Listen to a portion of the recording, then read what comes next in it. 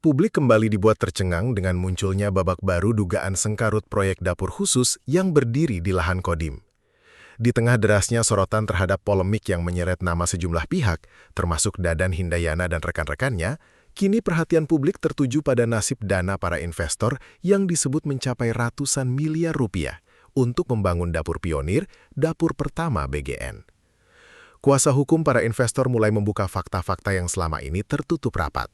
Mereka menegaskan, fokus utama saat ini bukan sekedar mencari siapa yang salah, melainkan memperjuangkan perjanjian kerjasama atau PKS yang sudah menjadi produk hukum di BGN.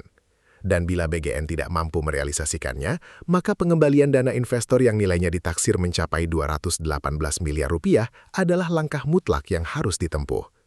Menurut kuasa hukum, para investor di dapur khusus dan dapur pertama BGN adalah pahlawan dapur yang sesungguhnya, namun keberadaannya seolah diabaikan.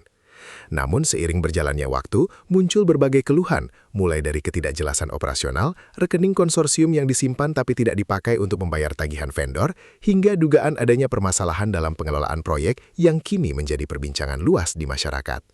Nggak bisa lagi dianggap masalah biasa, ini menyangkut uang investor yang peduli kepada program Bapak Presiden dalam jumlah sangat besar. Ujar salah satu perwakilan hukum saat memberikan keterangan tegas kepada media. Kedepannya, langkah apa yang akan dilakukan oleh kuasa hukum terhadap semua penjabaran kerugian yang telah dijabarkan tadi?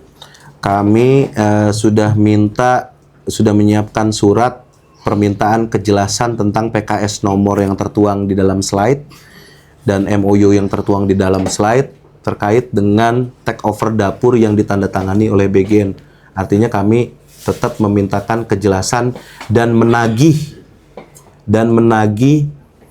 kerja pasti dari Kabadan yang baru, Nanik Sdeang, yang pada saat itu kami laporkan menjadi orang yang ketua investigasi yang menginvestigasi tentang polemik dapur khusus. Kami menanti kerja nyata beliau. Kami nggak butuh tangisnya beliau atau marahnya beliau hari ini. Kami butuh kerja nyatanya beliau. Dan kepastian hukum apakah PKS ini mau dilanjutkan atau dikembalikan uang klien kami yang dipakai pada akhirnya sebagai dana talang untuk mengganti kerugian vendor-vendor. Seperti itu. Faktanya para pemimpin BGN saling lempar, ada yang bilang ini bodong, Pak Dadan Hindayana bilang PKS-nya bodong. Pak Sony Sonjaya bilang ini sah karena ditandatangani oleh Pak Wakabadan Pusung. Gitu. Ibu Nanik Deang bilang, yang mana itu? Coba saya mau lihat. Akhirnya data kami dipakai buat laporan ke Presiden. Jadi dia Kabadan. Kita diblokir. Gitu. Di media sosial, isu ini terus menjadi bahan perdebatan hangat. Warganet mempertanyakan bagaimana proyek yang diklaim memiliki tujuan strategis bisa berujung pada polemik yang menyeret banyak pihak. Tak sedikit pula yang mendesak aparat penegak hukum untuk mengusut persoalan ini secara transparan dan profesional. Sementara itu, langkah hukum terus disiapkan. Tim kuasa hukum menyatakan akan menempuh berbagai jalur untuk memastikan hak-hak investor dapat dipulihkan. Target mereka jelas, dana investor senilai 218 miliar rupiah harus dikembalikan sesuai mekanisme hukum yang berlaku.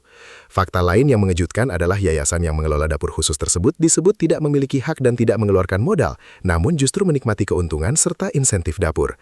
Inilah poin krusial yang perlu diungkap secara terang benderang. Kasus ini pun diprediksi masih akan terus bergulir dan berpotensi membuka fakta-fakta baru yang selama ini belum terungkap ke publik. Di tengah perhatian masyarakat terhadap berbagai kontroversi yang berkembang, satu pertanyaan besar masih menggantung. Kemana sebenarnya aliran dana para investor tersebut dan siapa yang harus bertanggung jawab? Perkembangan terbaru dari kasus ini dipastikan akan terus menjadi sorotan nasional, terutama karena menyangkut kepercayaan publik, investasi masyarakat, serta akuntabilitas pengelolaan program yang sempat mendapat perhatian luas di Indonesia.